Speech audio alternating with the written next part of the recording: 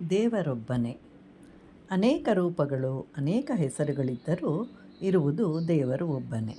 ಉದಾಹರಣೆಗೆ ಗೋದಾವರಿ, ನರ್ಮದಾ, ಗಂಗಾ, ಕೃಷ್ಣ, ಕಾವೇರಿ ನದಿಯಲ್ಲಿರುವುದು ನೀರೇ ಆಗಿರುವಂತೆ ಹೆಸರುಗಳು ಮತ್ತು ರೂಪಗಳು ಬೇರೆ ಬೇರೆ. ಮಳೆಯ ಹನಿ ಗಂಗಾ ನದಿಯಲ್ಲಿ ಬಿದ್ದರೆ ಗಂಗಾಜಲ ಅಂತ ಹೇಳ್ತಾರೆ. ಒಂದು ಹನಿ ಗೋದಾವರಿಯಲ್ಲಿ ಬಿದ್ದರೆ ಅದು ಗೋದಾವರಿ ನೀರು. ಹೀಗೆ ಎಲ್ಲ ನದಿಯಲ್ಲಿರುವುದು ನೀರೇ ಆಗಿದೆ. ಒಂದು ದೇವಸ್ಥಾನ, ಅಲ್ಲೊಂದು ದೀಪ ಉರಿತಾ ಇರುತ್ತೆ. ಆಗಲೇ ಬೆಳಕಾಗಿ ಸೂರ್ಯನ ಕಿರಣಗಳು ಎಲ್ಲ ಕಡೆಗೂ ಹರಡ್ತಾ ದೇವಸ್ಥಾನದ ಒಳಗೂ ಬೆಳಕನ್ನು ಹರಡುತ್ತೆ. ದೀಪದ ಬಳಿಗೆ ಬರುತ್ತೆ ಸೂರ್ಯನ ಕಿರಣ, ಹೇಳುತ್ತೆ, ಇನ್ನೂ ನಿನ್ನ ಅವಶ್ಯಕತೆ ಇಲ್ಲ, ನಾನು ಬಂದಿದ್ದೀನಿ, ಇನ್ನು ನೀನು ಇಲ್ಲಿಂದ ಹೋಗಬಹುದು ಅಂತ ಹೇಳುತ್ತೆ. ಆಗ ದೀಪ ಹೇಳುತ್ತೆ, ಹೌದು, ನಾನೊಂದು ಸಣ್ಣ ದೀಪ, ನೀನಿರುವಾಗ ನನ್ನ ಅವಶ್ಯಕತೆ ಇಲ್ಲವಾದರೂ ರಾತ್ರಿಯಲ್ಲಿ ನೀನು ಇಲ್ಲದಿರುವಾಗ ದೇವರಿಗೆ ಕತ್ತಲೆಯಲ್ಲಿ ನನ್ನ ಅವಶ್ಯಕತೆ ಇದೆ ಅಂತ ಹೇಳುತ್ತೆ.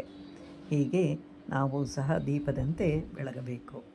ಅಲ್ಲಮ ಪ್ರಭುಗಳು ಹೇಳ್ತಾರೆ, ಊರಿನೊಳಗೆ ಒಬ್ಬ ದೇವರು, ಮಡುವಿನೊಳಗೆ ಒಬ್ಬರು ದೇವರು, ಅಡವಿಯಲ್ಲಿ ಒಬ್ಬ ದೇವ, ಮಡಿಲೊಳಗೆ ಒಬ್ಬ ದೇವ. ಅಂದರೆ ಊರಿನೊಳಗೆ ಒಬ್ಬರು ದೇವರು, ಮಡುವಿನಲ್ಲಿ ಒಬ್ಬ ದೇವರು, ಕಾಡಿನಲ್ಲಿ ಒಬ್ಬರು ದೇವರು, ನಮ್ಮ ಮನೆಯಲ್ಲಿರುವ ದೇವರು.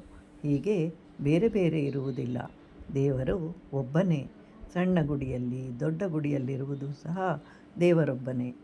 ಭರ್ತೃಹರಿ ಅನ್ನುವಂತಹ ಕವಿ ಹೇಳ್ತಾನೆ, ಮನಸ್ಸಿಗೆ ತೃಪ್ತಿ ಅನ್ನೋದೇ ಇಲ್ಲ ಅಂತ. ಅದು ಮನಸ್ಸಿನ ಸ್ವಭಾವ. ಆದ್ದರಿಂದ ನೀನು ನನ್ನ ಮನಸ್ಸಿನಿಂದ ಹೊರಟು ಹೋಗು ಅಂತ, ಅಥವಾ ನನ್ನ ಮನಸ್ಸಿರುವಲ್ಲಿಗೆ ನೀನೇ ಬಂದು ಬಿಡು ದೇವ ಅಂತ ಹೇಳ್ತಾರೆ. ಇಂತಹ ಭಗವಂತನು ಯಾರು, ಹೇಗಿದ್ದಾನೆ ಅಂತಂದರೆ, ಬೆಳಕು, ಪ್ರಶಾಂತತೆ, ನೀರು, ಬಯಲು, ಹೀಗೆ ಎಲ್ಲದರಲ್ಲಿಯೂ ಇರುವುದು ದೇವರೊಬ್ಬನೇ.